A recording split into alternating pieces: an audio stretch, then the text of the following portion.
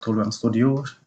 Di kesempatan kali ini kita akan melanjutkan apa yang sudah kita mulai, yaitu pengenalan terkait API atau gambaran umum terkait dengan Web API.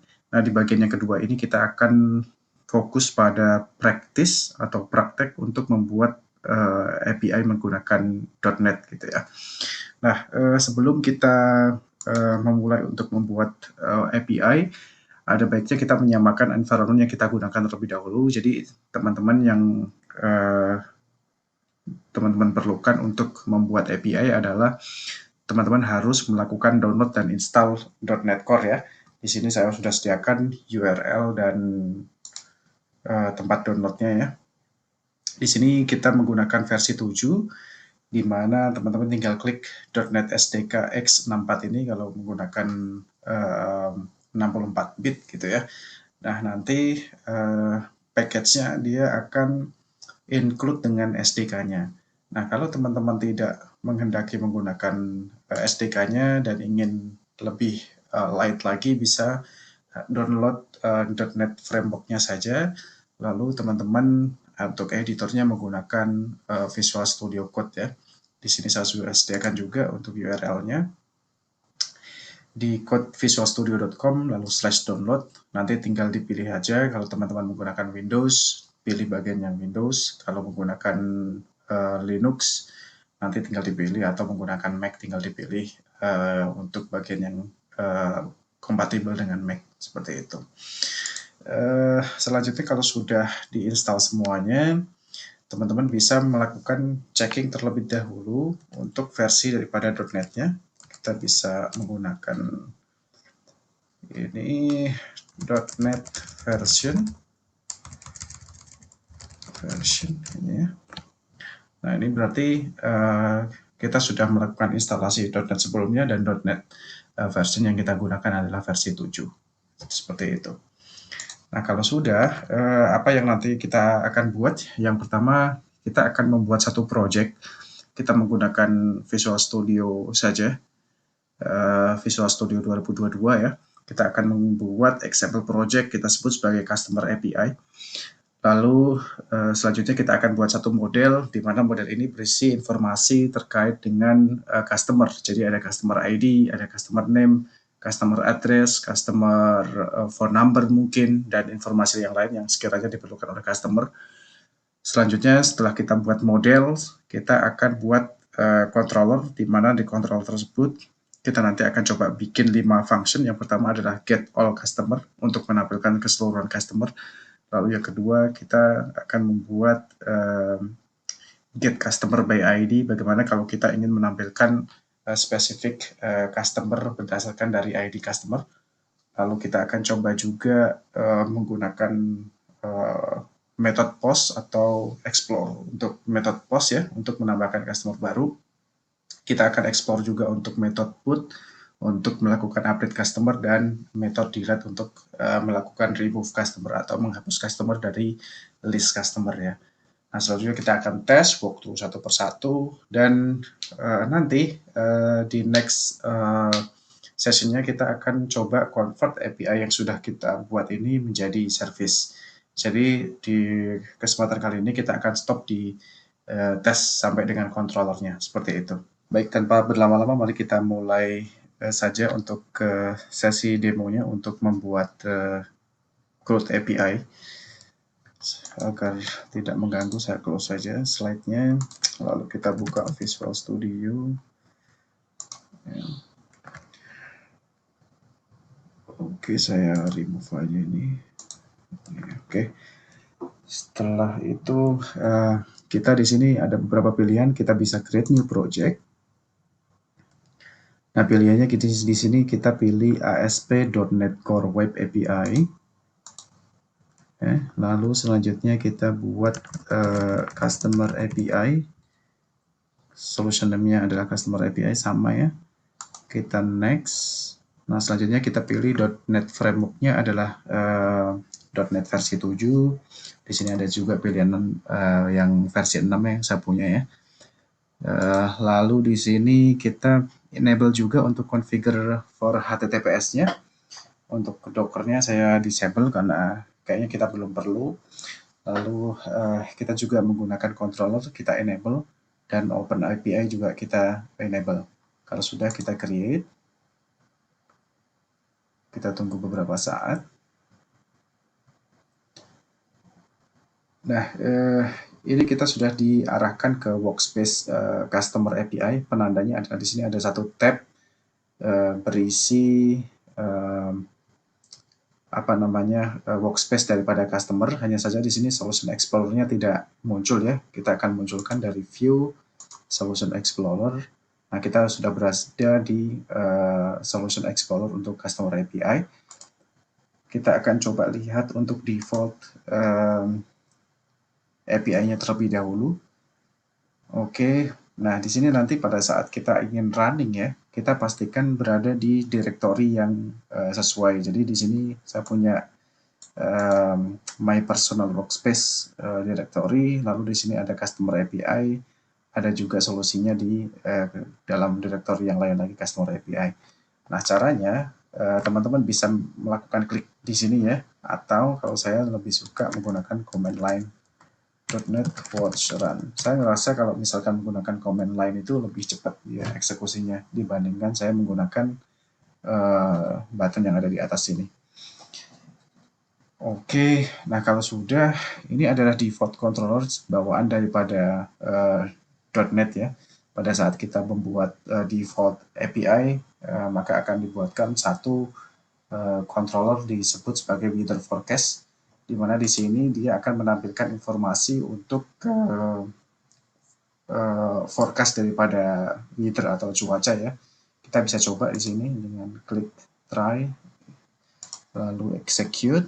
Nah, dia di sini responnya adalah menampilkan tanggal, lalu menampilkan temperatur dalam derajat Celcius, menampilkan temperatur dalam Fahrenheit, dan yang terakhir adalah summary daripada weather itu sendiri. Nah, berarti di sini kita sudah memastikan default API-nya tidak ada masalah dari sisi package-nya. Kita kembali lagi, lalu kita stop dulu. Nah, kalau sudah seperti yang tadi kita jelaskan, kita akan membuat models terlebih dahulu dengan cara kita add new folders, models.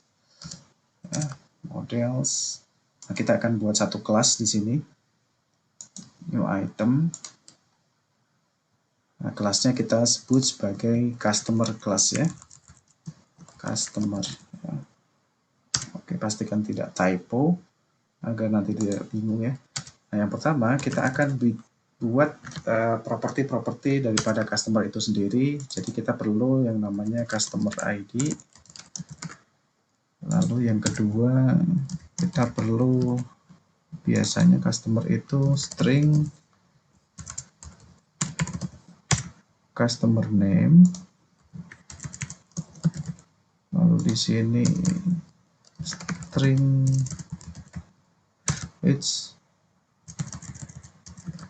string.empty, kita set sebagai empty dulu. Nah, di sini kan kita ada customer, katakanlah address. Lalu kita buat satu lagi customer phone number gitu ya. Phone number. Oke.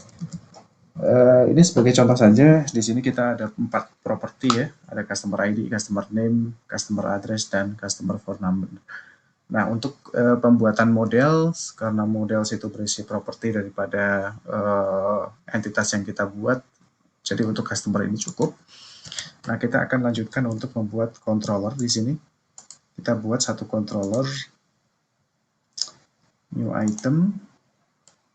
Lalu di sini kita sebut sebagai API controller. Kita pilih yang API controller namun empty ya. Lalu namingnya kita rubah dulu menjadi customer controller. Oke, nah kalau kita menggunakan API controller maka otomatis dia akan ditambahkan informasi yang diperlukan pada saat kita ingin membuat API. Contohnya di sini sudah disediakan routingnya ya. Lalu di sini juga sudah disediakan controller base-nya juga sudah ditambahkan seperti itu. Nah, lalu kita akan menggunakan model yang sudah kita buat, tapi kita perlu panggil dulu using customer API .models. Oke, ini untuk memanggil models yang tadi kita sudah buat. Lalu kita akan buat static daripada customer dengan cara public static list of customer, di mana ini kita namakan sebagai list customer. Ini adalah new daripada list yang kita ambil dari mod. Kita akan store di modelnya customer dan kita akan define customernya di sini, new customer. Maka kita akan punya yang pertama customer ID. Oke, satu ada customer name Alexander, katakanlah. Ada customer address Jakarta. Ada customer phone number, katakanlah di sini nomornya seperti ini. It's okay. Kita buat customer yang kedua. Sebut saja di sini Rudy. Alamatnya adalah Tangerang. Ya. Kita ganti aja phone numbernya di sini dengan ekor 2. Oke. Nah, ini kita sudah buat satu list customer, kita close dulu. Oke. Kalau sudah, kita akan buat satu metode get untuk menampilkan list ini ya. Yaitu http get, lalu kita buat public asing task ya, di sini action result. Action resultnya adalah kita ingin memanggil list, di mana list ini adalah list daripada customer dan kita namakan sebagai get all customer ya. Oke, returnnya adalah return oke dot, nah tadi udah muncul this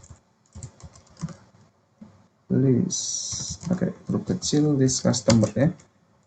Jadi kita memanggil ini di sebagai return value daripada get all customer ini. Sudah, kita akan coba terlebih dahulu. .NET watch run. Oke. Harapannya adalah ada tambahan satu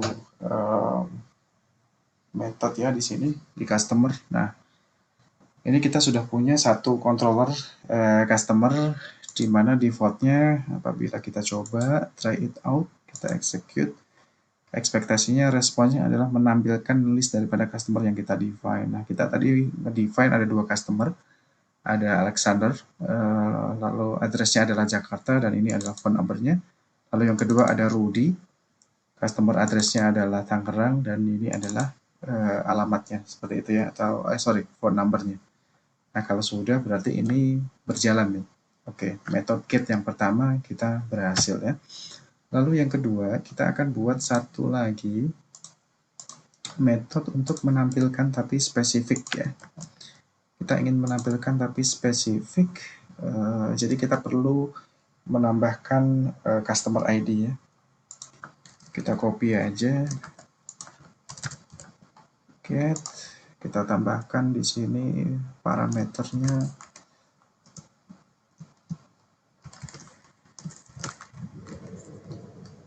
customer ID. Lalu kita ingin menampilkan get customer ID by integer customer ID. Nah, ini ID-nya. Nah, kita remove dulu. Nah, yang pertama yang perlu kita lakukan adalah kita select dulu salah satu customernya. get customer, saya perhatikan dulu by ID gitu ya. Nah, di sini kita akan var customer, kita akan find satu customer dulu, customers, list customer ya kali ya, list customer dot find,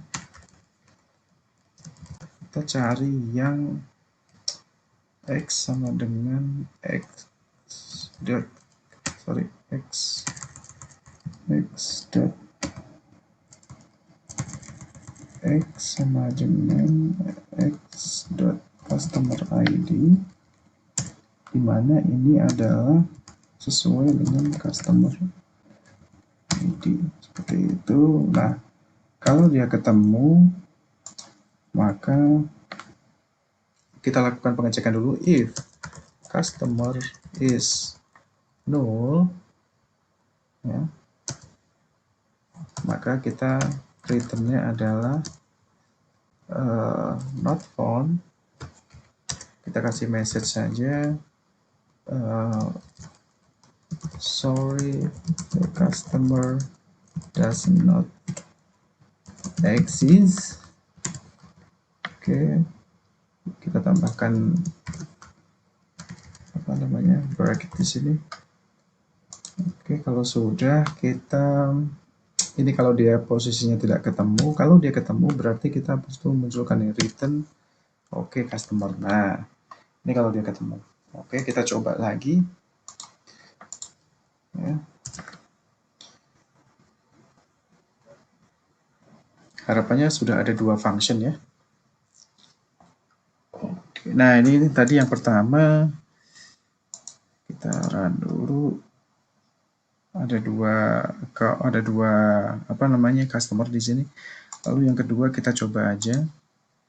Kita perlu memasukkan ID-nya. Kita coba search yang customer yang pertama yaitu Alex. Nah, ini berhasil.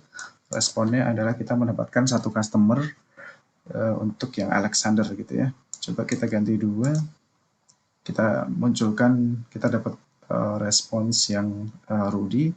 Kalau misalkan tidak ada, harusnya keluar message. Nah, ini customernya nggak ada. Nah, seperti itu. Jadi yang kedua kita juga sudah berhasil. Lalu kita akan buat untuk melakukan penambahannya. Kita coba melakukan penambahan. Artinya kita menggunakan metode post ya.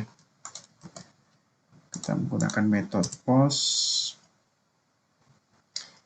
Di sini saya ingin buat satu metode post http post. Di sini namanya public asing. Oke. Tas action result. Ya, action results kita munculkan listnya aja. Lalu kita munculkan juga customer. Ya. Setelah itu kita ingin add customer dengan cara customer add customer ya. Nah, ini kita define dulu customernya, customers, list of customer yang kita buat, list customer kita tambahkan dengan add customer. Nah, ini udah benar nih. Oke, lalu kita returnnya adalah list customer yang sudah kita buat tadi. Oke, kita coba. Watch one.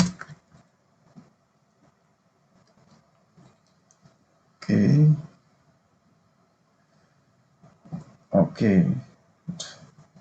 Nah, kita sekarang sudah ada post juga nih. Nah, postnya kita coba dulu. Kita try. Tadi kan kita hanya ada 2, kita coba masukkan yang nomor 3. String, di sini katakanlah Said Bekasi. Phone numbernya 09 ya. Kita execute.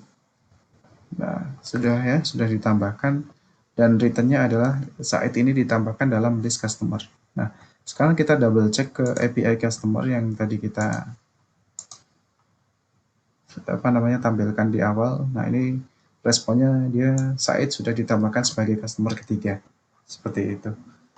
Oke, kita akan lanjutkan untuk buat put, untuk update. Lalu yang terakhir adalah kita akan coba hapus ya. Jadi untuk put, kita akan buat http put, di mana put ini juga memerlukan kita ingin customer ID yang mana gitu ya, customer ID. Lalu kita akan buat satu public async task action result list of customer. Kita akan update ya, kita akan update customer by ID dengan cara kita define ID-nya dulu integer ID, customer ID, dan kita update customernya dengan cara request update ya, values request update. Nah, oke, yang pertama adalah kita perlu cek dulu dia ada atau enggak ya. Kita cek dulu, kita ambil dari yang tadi kita get by ID tadi. Lalu yang kedua, kalau sudah kita lakukan update customer dot name sama dengan request update dot request update request update dot customer name. Oke. Yang kedua kita punya customer address, di sini juga customer address. Yang ketiga kita punya customer phone number, kita update juga customer phone number, customer phone number. Oke, nah kalau sudah kita tampilkan hasil yang sudah diupdate dengan cara return seperti biasa, return oke untuk list customer. Oke, nah ini sudah. Lalu yang terakhir, coba kita buat yang remove ya, yang delete sekalian. Nah, kita buat http delete. Delete-nya juga menggunakan customer ID ya. Customer ID. Nah, kalau sudah kita coba kita copy aja sampai sini. Oke.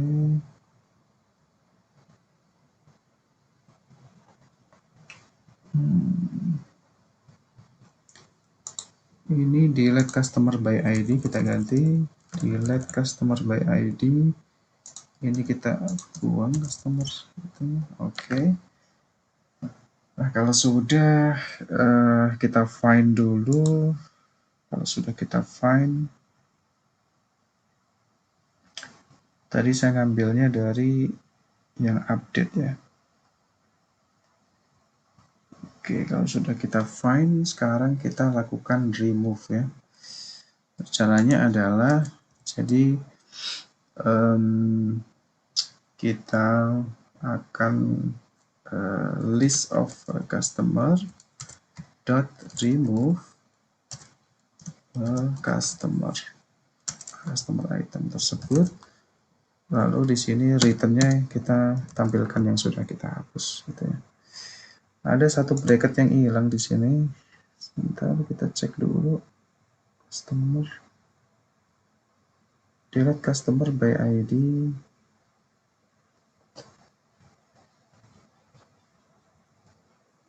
Oke, public.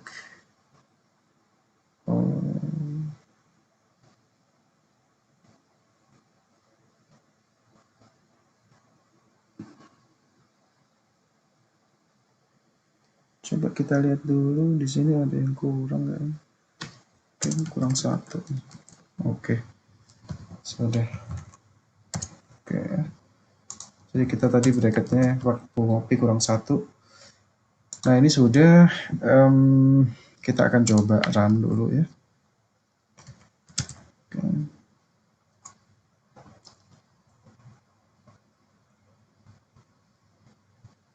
Baik. Oke, nah sekarang kita sudah punya nih masing-masing. Cuman kita cek dulu untuk yang put tadi jalan atau enggak.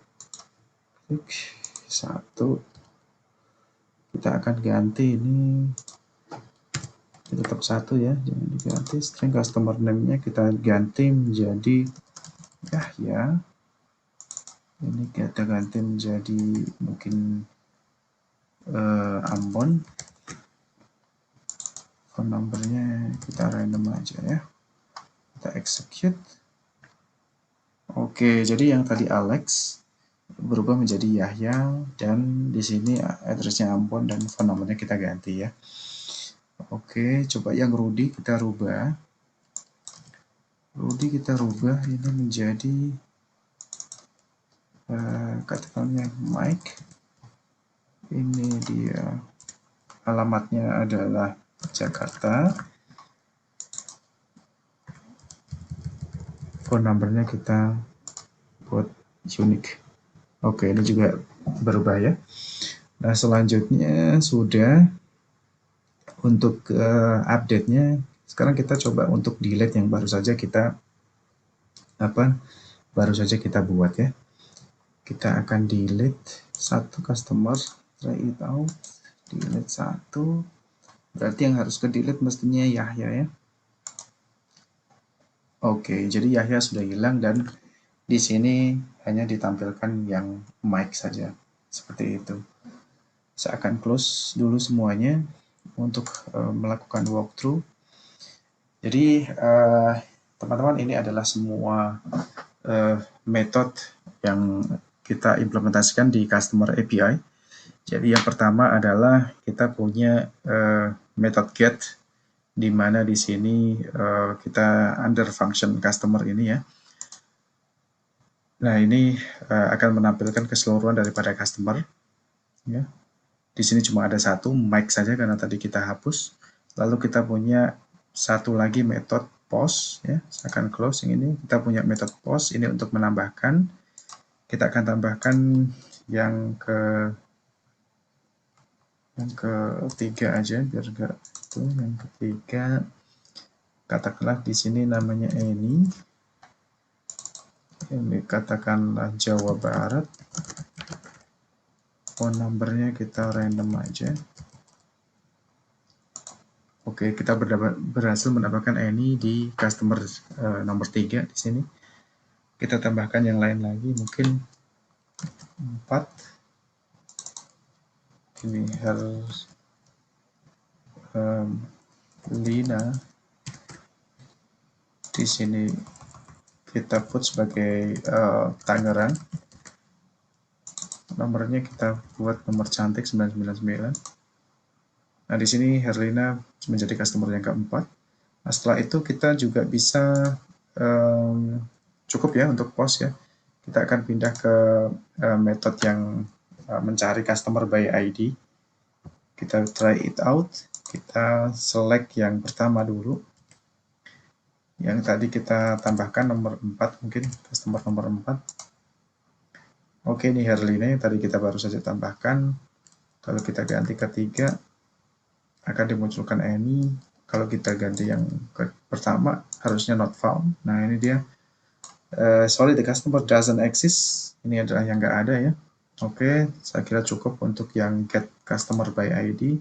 Lalu kita akan lakukan update juga. Kita reset dulu. Kita akan update untuk customer nomor 2 di sini. Ini Erliani. Di sini bukan Jawa Barat, katakanlah Jawa Timur gitu ya. Phone number-nya kita ganti juga 555. Kita execute.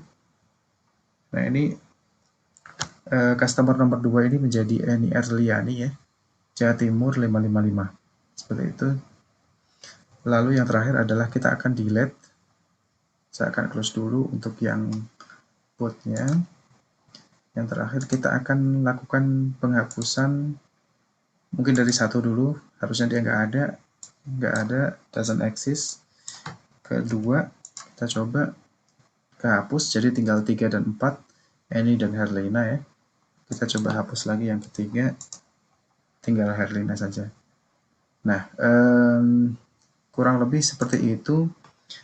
Seperti biasa, saya akan push code-nya ini di GitHub, jadi teman-teman bisa melihat codingannya yang sederhana ini di GitHub. Nah, nanti next-nya kita akan melengkapi agar API ini menjadi service gitu ya. Mungkin itu yang dapat saya sampaikan. Mudah-mudahan bermanfaat. Selamat mencoba dan sampai ketemu di sesi selanjutnya. Thank you.